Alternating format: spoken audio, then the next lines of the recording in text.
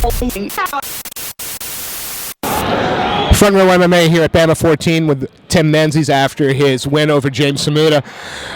That was sort of a fight of 1/3 and 2/3, really. The first round, were you surprised at his? Is that what you expected from him in the first round? Yeah, I mean, I knew he was going to come and push for the takedown. Obviously, my game plan was to keep it long, keep moving. I kind of froze up a little bit. I didn't move how I like to move. I didn't show him stand up. Got in too close, too flat-footed. He managed to get the takedown. And then the game plan was, if he does get hold of me, reverse, out wrestle him at wrestling. He obviously got the takedown, which obviously pissed me off, and I thought he was quite strong. Managed to get up. I didn't have anything. I mean, he did get me down, and I knew, I've been working to wrap him up if he does get me down there, work some bits and bobs. Obviously, he was a bit taller and longer than I expected.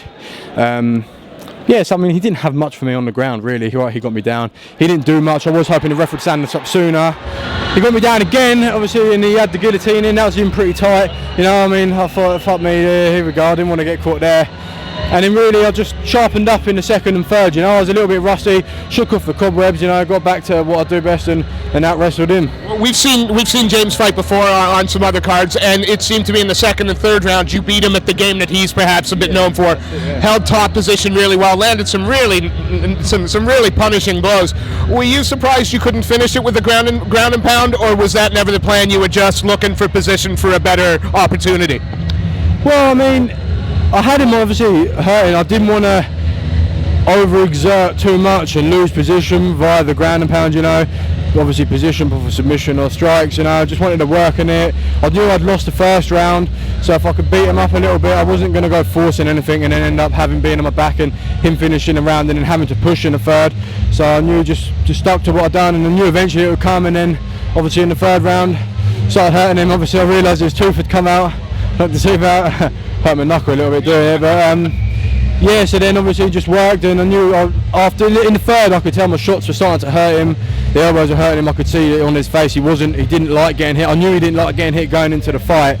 So obviously I wanted to do it standing up, but ground and pound, beating a wrestler at his own game is always good. Now, how happy are you overall with your performance? I mean, yeah, really good. Obviously, I've got lots to take away. That's more than anything, if you can look at your performance, analyse it, take it away, right, this is what I need to go get better at, this is where I need to go. Well, I'm going to ask that question right now. You haven't seen the fight, you've just taken part in it, but, as you've just walked out of the cage, where do you want to see the next evolution in your game? Yeah, I mean, obviously, I'd like to feel more fluid and comfortable with my stand-up in the MMA. I mean, I do look at a lot of kickboxing fights, but the thing with the kickboxing and my style is aggressive, so you can come forward and throw in kickboxing, but with a wrestler, I don't want to come to, because I knew he was going to take me down, which is exactly what he did do.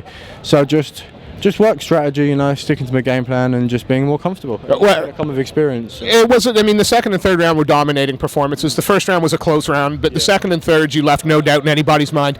Behind you, there's going to be a team. Is there anyone you want to give a shout out to, or any sponsors you'd like to thank? Yeah, I mean, obviously, want to thank Andy Roberts, J1 Nutrition. They hooked him up and he sorted me out nicely.